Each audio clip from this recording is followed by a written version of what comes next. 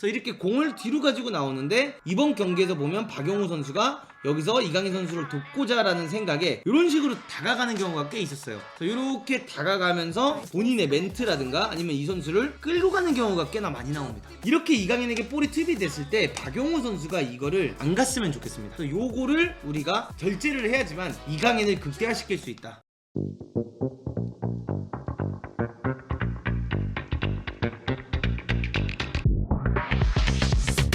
이번 경기에서 우리가 이강인을 극대화시키기 위해서 필요한 부분이 어떤 부분이 있을지 한번 보여드리도록 하겠습니다. 상대는 5백으로 요 위치에 이렇게 서 있을 거고요. 미드필드 둘이 이렇게 들어와 주면 상대방 9번 공격수가 약간 공미처럼 이렇게 내려와요. 상대의 9번 공격수가 공미처럼 내려오면서 양쪽에 있는 알타말이랑 알나이마이트가 약간 높은 위치에 사이드 위치에 위치해 있는 모습을 볼 수가 있습니다. 그래서 여기서 이 선수들이 나오지 않고 있는 상황이라고 치죠. 그럼 조규성이 맨 위에 있을 거예요. 그 다음에 손흥민 선수도 이 지역에 들어가 있겠죠. 그러면서 이재성은 당연히 벌려 있을 거고 이강인 선수 당연히 벌려 있을 거고 그 다음에 박용우가 원볼란치에 있으면 황인범이 요런 데 들어가고 이기재가 들어가고 김민재랑 정승현 그 다음에 서령우 선수가 이렇게 들어가 있는 모습들이 나오겠죠. 일단 라인업은 지난 라인업을 그대로 한번 제가 보여드리도록 할게요. 또 여기서 우리가 어떤 식으로 공략을 해서 이강인을 극대화시킬 수 있는지를 먼저 알려드릴 건데, 일단 첫 번째는 우리가 지난 경기 때 많이 나왔던 장면 하나 보여드릴게요. 아직도 이게 조금 짜임새가 잘 안 맞는 부분들이 있어요. 어떤 부분들이냐면 이강인 선수라고 하면 여러분들 어떤 플레이를 가져가는 선수입니까? 이강인 선수에게 볼이 투입이 됐을 때 이강인이 보여주는 플레이는 어떤 플레이죠? 이강인 선수가 예를 들어 요 위치에 있었다라고 해봅시다.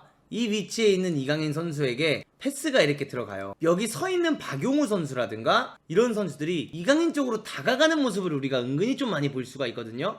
저는 요것부터 우리가 없애야 된다고 생각을 합니다. 가장 중요한 것 중 하나는 요것부터 클린스만 감독님이 자중을 시킬 필요가 있다. 이강인 선수가 뭐 부상이다, 이강인 선수가 약간 그 허벅지를 잡고 있다라는 뭐 그런 뉴스가 나오긴 했잖아요. 근데 뭐 실제로 부상은 아니라고 하는데, 그게 어떤 얘기냐면 바로 요 부분에서 제가 말씀드릴 수 있는데, 이강인 선수가 이렇게 서 있어요. 여기서 주로 볼 투입이 이강인에게 이렇게 됩니다. 그래서 이강인한테 이렇게 볼 투입이 됐을 때 이강인 선수의 특유의 플레이는 이런 공이 들어왔을 때 공을 뒤로 가지고 나오는 플레이예요. 그래서 이렇게 공을 뒤로 가지고 나오는데 이번 경기에서 보면 박용우 선수가 여기서 이강인 선수를 돕고자 라는 생각에 이런 식으로 다가가는 경우가 꽤 있었어요. 그래서 이렇게 다가가면서 본인의 멘트라든가 아니면 이 선수를 끌고 가는 경우가 꽤나 많이 나옵니다. 그래서 이렇게 끌고 가다가 이강인 선수가 패스를 하면서 이 선수랑 무릎끼리 한번 박았던 경우도 한번 있거든요. 그래서 이렇게 무릎을 한번 박으면서 제가 봤을 때는 지금 왼쪽 무릎이 약간 시큰한 느낌이 날 수도 있다라고 생각을 해요. 이때 시그니를 먹어서. 그래서 아마 그것 때문에 지금 훈련할 때마다 잠깐 왼쪽 무릎 쪽을 만지고 있는 느낌인 것 같은데, 이렇게 이강인에게 볼이 투입이 됐을 때 박용우 선수가 이거를 안 갔으면 좋겠습니다. 그래서 요거를 우리가 절제를 해야지만 이강인을 극대화시킬 수 있다. 이 부분을 말씀드리고 싶어요. 그래서 박용우 선수가 어떻게 보면 앵커 역할을 해줘야 되고 연결을 해줘야 되는 역할을 하는 것도 많지만, 저는 이런 상황이 나왔을 때 상대가 압박을 나와서 이강인이 이렇게 내려오고 있는 상황이라고 하면은 최대한 우리나라가 여기에 이강인에게 많은 공간을 제공해주는 게 중요하다고 생각을 해요. 그래서 박용우가 이렇게 받으러 가면 여기서 받아서, 물론 박용우 선수가 돌아서서 여기서 또 전진 패스를 넣을 수도 있지만, 지금까지 대표팀에서 경기를 뛰면서 봤을 때 이런 장면에서 박용우가 공을 받았을 때 상대가 이렇게 압박을 나오게 되고 살짝 라인을 올리면 이재성이라든가 황희찬이 비어 있겠죠. 그럼 이런 데서 여기서 박용우 선수가 한 번에 킥으로 건너는 장면을 저는 거의 본 적이 없어요. 그렇기 때문에 박용우 선수가 여기에 오는 거는 사실상 공간만 죽이는 거지 박용우 선수가 팀이 공을 순환하는 데 있어서 크게 도움이 되지 않는 거예요. 그래서 여기서 이강인 선수가 공을 가지고 내려왔을 때 정승현 선수라든가 이런 선수들이 오히려 살짝 내려주면서 이 공을 받을 수 있는 루트를 마련해 주고요. 이렇게 공을 받을 수 있는 루트가 마련이 돼서 공이 들어가거나 아니면 이강인이 더 끌고 나와서 이 공을 김민재한테 넣어줘서 이 선수가 압박을 가는 상황이 오면, 이럴 때 황인범이 튀어나올 때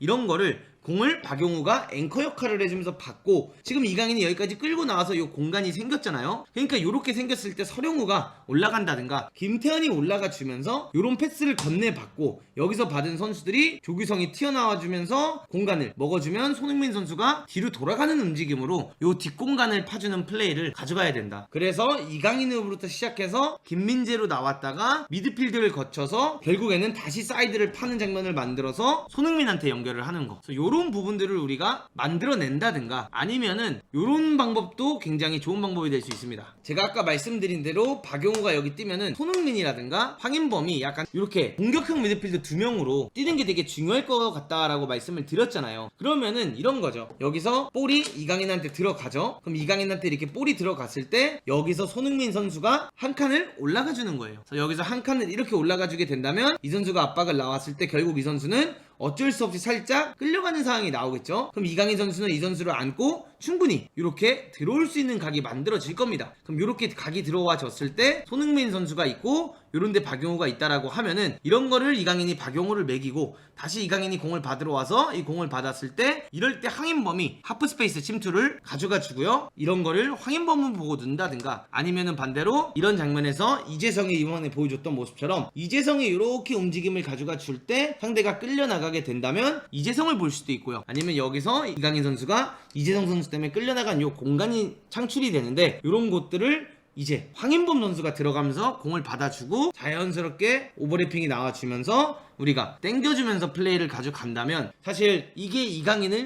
극대화시키면서 결국에는 볼이 연결이 됐을 때 뒤늦게 뛰어들어오는 손흥민 선수 카드를 우리가 적극적으로 쓸 수 있는 환경이 만들어지게 되어 있다. 이 부분을 말씀드리고 싶습니다. 자, 근데 이제 요게 있겠죠. 많은 분들이 지금 물어보시는 것 중 하나가 어떤 게 있냐면 만약에 상대가 이제 첫 번째 경기가 끝나고 이강인에 대한 집중 마크가 들어가게 된다면 어떻게 합니까? 라고 물어보시는 분들 저는 생길 것 같고 저는 실제로 모르겠어요. 요르단이 얼마나 분석을 하고 나올지 감이 안 되지만 제가 만약에 요르단이라면 저는 이강인을 봉쇄를 해야 된다라고 생각을 할 것 같거든요. 그러니까 지금은 우리가 어떻게 보면 손흥민을 봉쇄하고 황희찬을 봉쇄하고 이런 것보다는 어떻게 우리가 이강인을 봉쇄할 수 있을까? 이게 되게 중요해지는 시점이라고 생각을 해요. 그래서 요거를 또 어떻게 풀 수 있는지 한번 보여드리겠습니다. 그래서 제가 이제 걱정하는 부분은 바로 이거예요. 예를 들어 여기에 서령호가 뛰고 뭐 김태환이 뛰고 이지가 뛴다라고 했을 때 상대방이 이강인이 이렇게 여기 들어가 있잖아요. 그럼 5백으로 나왔을 때 이 풀백이 미리 이 선수한테 붙어 있고 여기에 있는 알나이마트가 이렇게 서 있는 게 저는 가장 두렵습니다. 전 요게 제일 두려워요. 정승현이 볼을 잡았습니다. 이강인 선수에게 공이 들어갈 수 있는 루트가 있는데 이거를 그냥 막는 거야. 그럼 이렇게 됐을 때 우리가 어떤 방식이 필요하냐면 서령우의 언더래핑이 필요합니다. 서령우가 언더래핑을 하면서 이 선수를 끌고 가고 이강인이 내려오는 장면이 필요한데 얘네들은 이건 거죠. 아, 여기서 어차피 우리가 서령우가 언더래핑을 나간다고 해서 이거 따라가서 결국 이강인한테 이 공간 주면 이거는 우리가 진다. 이러면은 얘네들이 이렇게 할 수도 있어요. 영우야 너 언더래핑 나갈 거니? 그럼 정승현 선수가 이거 넣어줄 수도 있겠죠? 괜찮아. 우리 어차피 5백이고 우리 미드필더 둘이나 있기 때문에 전혀 문제가 안 돼 라고 하면서 이 언더래핑 나가는 선수를 예를 들어 이 센터백이 하나 치고 나오면서 순간적으로 포백을 만들면서 이렇게 미드필드 3를 가져가야 할까봐 제가 만약에 대한민국을 상대한다라고 하면 전 이렇게 뛰어요. 그러면 진짜 이제 답답해지는 순간이 오는 겁니다. 이러면은 경기가 엄청 복잡해지고 우리가 이강인을 어떻게 살릴 수 있는 환경이 안 만들어지는 거예요. 이 부분을 클린스만 감독님이 만약에 이렇게까지 디테일하게 요르단이 준비를 해서 나온다라고 하면은 이거를 어떻게 뚫을지를 준비해놨어야만 해요. 근데 저는 요르단이 이렇게 수비할 것 같지는 않아요. 저도 그렇게 생각을 합니다. 근데 만약의 경우 진짜 이렇게 언더래핑을 들어갔는데 얘가 이강인에 대한 각을 안 주죠? 그러면 결국 우리가 경기를 반대쪽으로 풀어나가는 상황이 나올 텐데 이재성 선수가 빠른 유형의 선수는 아니다 보니까 1대1 하긴 좀 어려울 거란 말이야. 그러면은 여기서 결국 또 우리가 해야 되는 게 뭐냐, 공이 다시 순환이 이렇게 되었을 때 결과론적으로는 이강인 선수가 여기 서 있는 장면이 아니라 이강인 선수가 어쩔 수 없이 안으로 들어와서 미드필더 역할을 해주는 상황들이 나오게 될 거라는 겁니다. 요게 나와야만 해요. 이강인이 계속해서 여기 서 있는 게 아니라 어떻게 보면 요 4명 사이에 들어와서 요쪽 하프 스페이스 혹은 채널에 서서 공을 받는 장면들이 나와야 되는 거죠. 그럼 요렇게 안쪽으로 들어왔을 때 만약에 이 윙어가 똑같이 이렇게 좁히게 된다고 하고 서령우가 올라가는 걸 보고 이 선수가 올라와서 이렇게 스페이스 존을 한다라고 하면은 진짜 이강인을 살리기가 되게 어려워질 수는 있다. 이 부분을 말씀드리고 있습니다. 어쨌든 이런 부분에 있어서 우리가 어떻게 플레이를 가져갈지에 대한 생각도 좀 많이 해봐야 될 것 같고, 이렇게 돼서 만약에 이 선수들이 진짜 이렇게까지 이강인을 사이드에 못 있게 만든다면 결과론적으로는 이강인이 이 안에 들어와야 되고요. 이강인이 이 안에 들어오면서 결국 내려오면서까지 박용우, 황인범이랑 결국 3명의 미드필드 역할을 하는 상황이 와야 된다라고 생각을 합니다. 그러면서 이렇게 패스가 들어오면 이강인 선수가 이런 자리에서 상대가 압박을 나오면 이런 걸 달고 다시 리턴을 주고 움직이면서 볼이 순환이 되는 때 다시 받으러 들어가서 여기서 결국 스루 패스를 넣어주는 플레이가 나와야 된다. 그래서 이강인 선수가 단순히 오른쪽 윙에 만약에 있는데 상대가 압박을 잘해서 이렇게 풀어 나온다면 바레인전 후반전에 나왔던 이강인이 안으로 들어오면서 어떻게 보면 미드필더에서 오버로드를 가져가 주고, 지금 보시면 아시겠지만 완전히 숫자 싸움에서 그럼 우리가 미드필드 지역에서 이길 수 있기 때문에 요거를 가져가 주면서 김태환 선수가 적극적으로 사이드 윙에 올라가 주는 플레이를 만들어야지만 우리가 이강인을 더 적극적으로 사용할 수 있다. 그리고 요게 아니라면 이강인 선수가 만약에 살아나기가 굉장히 어려운 환경까지 갔다. 왜냐? 상대가 이강인을 너무나도 집중막 하다 보니까 이강인 쪽으로 볼이 자체가 가기가 굉장히 어려워진다라고 했을 때는 우리가 정말 간단하게 가져가는 장면들도 좀 필요하다고 생각을 해요. 그래서 여기서는 뭐 김민재, 저는 김영건을 쓸 것 같아요, 이번 경기. 그래서 김영건이 이렇게 공을 잡았을 때 그냥 황인범이라든가 혹은 조규성이라든가 이런 선수들이 이렇게 해주는 거죠. 황인범이 여기서 띄워주고, 손흥민이 띄워주고, 그 다음에 이재성이랑 이강인이 좁혀주고, 이기재랑 허령우가 안으로 들어와 주면서 그냥 김민재랑 김영건이 조규성의 머리를 보고 킥을 때리는 겁니다. 그래서 김영건 혹은 김민재가 조규성의 머리를 보고 킥을 때려주면 여기서 조규성이 넘기게 되면 손흥민이랑 황인범이 이 공을 딸 수 있는 가능성이 생기고요. 그리고 만약에 헤딩을 땄는데 여기 떨어지게 된다면 이강인이랑 이재성이 들어오면서 이 세컨볼 싸움을 가져가는 플레이, 이런 것들을 해주면 된다. 요거를 말씀드리고 싶습니다. 그래서 우리는 단순히 요르단을 상대로 그냥 우리가 짧게만 풀어가고 이강인이 혼자서 풀어내가지고 해주는 이런 이강인부터 패스해서 손흥민이 뛰어들어가는 이런 루트, 이런 것만 우리가 계속 바라보면서 축구를 해야 되는 게 아니라 이런 식으로 요르단이 라인을 꽤 높이 올리고 있기 때문에 김민재나 김영건으로부터의 이런 뒷공간 침투킥, 한 번에 주는 찔러주는 이런 패스들을 적극적으로 사용을 해야 되고, 이런 걸 적극적으로 활용해야 되는 것 중 하나가 뭐냐, 이강인에게 꽤나 많은 인원들이 쏠려 있기 때문에 여기서 반대로 손흥민 선수가 굉장히 자유로워질 수 있다는 거죠. 우리의 손흥민 선수가 굉장히 자유로워질 수 있기 때문에 반대로 손흥민을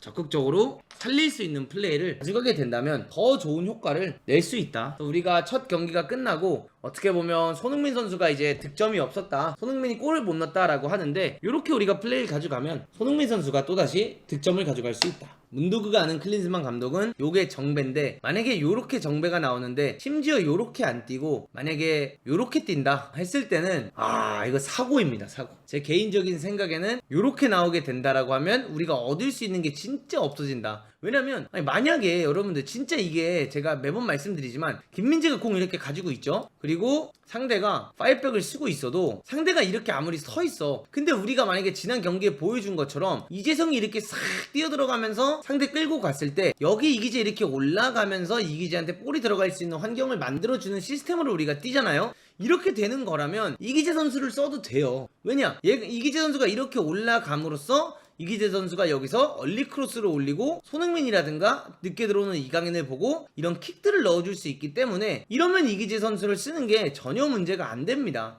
허나 이기재 선수가 올라가지를 않고 이기재 선수가 여기 남아있잖아. 이기재가 여기 이렇게 남아있는다 라고 하면은 결국 우리가 공격을 진행하다가 잘렸을 때 이 볼이 알타마리한테 이렇게 연결이 되면, 이 알타마리한테 연결이 됐을 때 이기재 선수가 이강인 선수가 상대방을 데리고 여기서 시간을 끌면서 공을 가지고 내려오다가 순간적으로 제끼고 나가는 것처럼 알타마리도 이기재 선수를 결국 제끼고 나갈 거예요. 그래서 알타마리 선수가 이기재를 제끼고 이렇게 나오는 상황이 나오면 이때는 김민재 선수도 이렇게 1대1을 마주보고 알타마리가 속도를 살리면서 오는 상황에서는 김민재도 할 수 있는 게 많이 없어 보인다. 그리고 이런 장면이 나오면 여기서 알나이마트가 이렇게 뛴다는 거예요. 그럼 이렇게 알나이마트가 뛰는 거를 정승현 선수가 커버를 하기도 굉장히 힘들 거고, 이 패스가 이렇게 들어가게 되고 결국 알나이마트가 여기서 공을 잡으면 여기서 알나이마트의 환상적인 쇼가 나오고, 그때 조용히 여기 왼쪽 백을 뛰고 있는 알다르미가 올라와서 이런 것들을 마무리하는 장면이 나올 수 있다. 그래서 현재 많은 분들이 말씀하시는 게 문도그 왜 이렇게 요르단전을 부정적인 거를 많이 이야기하냐라고 하시는데, 긍정적인 거는 우리가 다 알고 있어서입니다. 우리나라가 긍정적인 거는 강인이 해줘, 흥민이 형 해줘, 민재 해줘.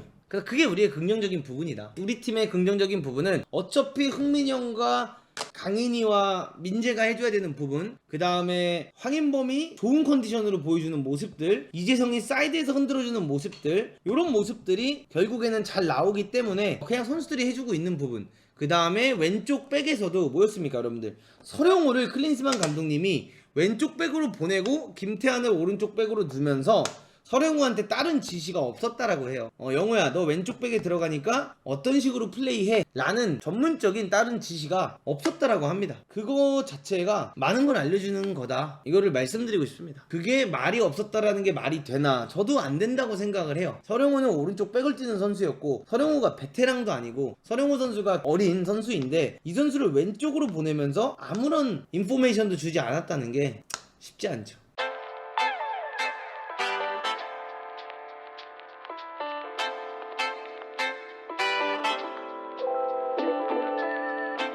Artlist.io